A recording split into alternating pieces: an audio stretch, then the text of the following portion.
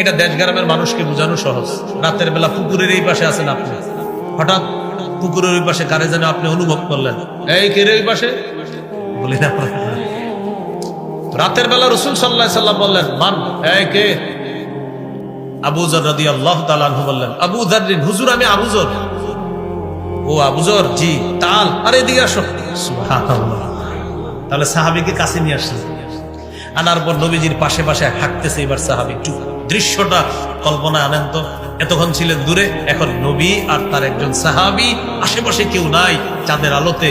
একজন হলেন মাখলুকের মধ্যে শ্রেষ্ঠ মাখলুক, আর আরেকজন হলেন মানুষের মধ্যে, উম্মতের মধ্যে যারা শ্রেষ্ঠ উম্মত তাদের একজন, আল্লাহ রাসূলের সাথে হাঁটতেছে।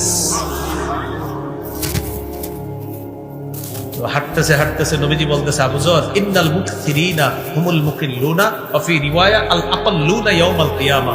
এক জায়গায় আছে আল আকসারুনা আল আকাল্লুনা ইয়াউমাল কিয়ামা, আরেক জায়গায় ইন্নাল মুকসিরিনা হুমুল মুকিল্লুনা ইয়াউমাল কিয়ামা। আবু যর, দুনিয়াতে যাদের সম্পদ বেশি, আখিরাতে তাদের সওয়াব হবে একদম কম। বাড়িওয়ালারা টেনশনে পড়ে গেছে, জমিদাররা টেনশনে পড়ছেন, টেনশনে পড়ছেন। টাকাওয়ালারা টেনশনে পড়েন নাই। কি বলছে? টাকাওয়ালারা দুনিয়াতে বেশি টাকা যাদের, আখিরাতে সব কি হবে? অনেকে পুরাই যারা কি বললেন, টেনশন করে না, পরে কি বলে? ইল্লা মান আতাহুল্লাহু খায়রান ফানাফা আন ইয়ামিনিহি ওয়া আন ইয়াসারিহি ওয়া বাইনা ইয়াদাইহি ওয়া মিন খালফিহি। তবে আল্লাহ যাকে সম্পদ দিয়েছেন, সে ডানে বামে সামনে পিছনে, আত্মীয় স্বজন, অসহায় মিসকিন দরিদ্র অসহায়, তাদের খেয়াল রাখে, তাদের খরচ করে। যাকে আল্লাহ টাকা দিয়েছে, টাকাগুলা খাত অনুযায়ী সঠিকভাবে সে আদায় করে, সে দুনিয়াতে যেমন অনেক টাকার মালিক, আমাদের ময়দানে প্রচুর সওয়াবেরও মালিক। কাদের জন্য? যারা হক অনুযায়ী টাকাগুলা খরচ করবেন। তবে কৃপণতা যারা করবে তাদের জন্য আর কি টেনশন। তো বলতে বলতে নবীজি সাল্লাল্লাহু আলাইহি সাল্লাম এক জায়গায় গিয়ে বলে, আবু যর, তুমি এখানে একটু অপেক্ষা করো, আমি সামনে যাই, আমার সাথে আর যাও না। লা তাবরাহ মাকানাক হাত্তা আরজিয়া ইলাইকা, এখানেই থাকবা আমি আসার আগ পর্যন্ত, এখান থেকে নড়বা না। আবু যর গিফারি রাদিয়াল্লাহু তাআলা আনহু বললেন, একসাথে চলতেছিলাম, হঠাৎ আমারে বলতেছে তুমি এখানে থাকবা, আর যাবা না, আমি একা যাবো সামনে। নবীজি যাইতেছে যাইতেছে যাইতেছে, আবু যর গিফারি বলেন, রাত তো অনেকক্ষণ দেখলাম নবীজিকে, হঠাৎ আর দেখি না, কোথায় গেছে। যাওয়ার পর একটু পরে আমি একটা আওয়াজ শুনলাম, বিকট আওয়াজ, কঠিন একটা শব্দ শুনলাম। আমি ভয় পেয়ে গেলাম, নবীজির কোনো বিপদ হলো কিনা। সাথে সাথেই আমি রওনা করব, মনে হলো নবীর কাছে যাই। মনে পড়ছে, আবু যর, যা হবার হবে, নড়বানা, এখানেই থাকবা।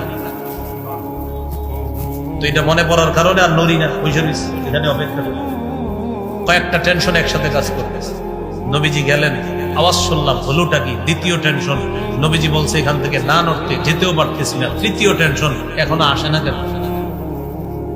তাকায় গেছে, হঠাৎ দেখি আল্লাহ রাসূল কার সাথে যেন কথা বলতে বলতে গেলেন, একা আসতেছে, একজনের সাথে কথা বলতে বলতে আমার দিকে আসতেছে। তবে আশ্চর্যের বিষয় হলো, যার সাথে কথা বলে তাকে আমি দেখি না। সুবহানাল্লাহ। তো নবীজি আমার কাছে আসার পর আমি বললাম, লাম আসবির, হুজুর আর সহ্য করতে পারতেছি না। কি? আপনি যাওয়ার পরে যা যা ঘটছে, এই বিষয়গুলো না জানা পর্যন্ত আমি কিন্তু আর স্থির হইতে পারতেছি না। আমাকে বললেন না নড়তে এখান থেকে। এরপরে আপনি যাওয়ার পরে একটা বিকট আওয়াজ শুনলাম। এরপরে আপনি গেলেন একা, আসার সময় কথা বলতেছেন, আবার যার সাথে কথা বলেন তারে দেখি। নবীজি বললেন, ও তুমি আওয়াজ শুনছো? জিবরিল আজকে একটু অন্যভাবে আসছে আমার কাছে, ওইটা জিবরিলের আসার আওয়াজ।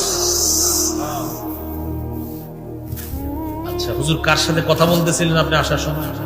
ও আচ্ছা, যার সাথে কথা বলতেছিলাম এটাও জিবরিল। হুজুর আপনাকে কি জানি বলতেছিল, আর আপনি বারবার বলতেছিলেন এই এই হইলেও আমার উম্মত জান্নাতে যাবে, এরকম বলতেছিলেন। নবীজি বললেন, জিবরিল আমাকে বলছে, বাশশির উম্মাতাক আন্নাহু মান মাতা মিন উম্মাতিকা লা ইউশরিকু বিল্লাহি শাইআ দাখালাল জান্নাহ। নবী, আপনি আপনার উম্মতকে সুসংবাদ দেন, আপনার উম্মতের যে শিরিক করা ছাড়া মারা যাবে, সে একদিন জান্নাত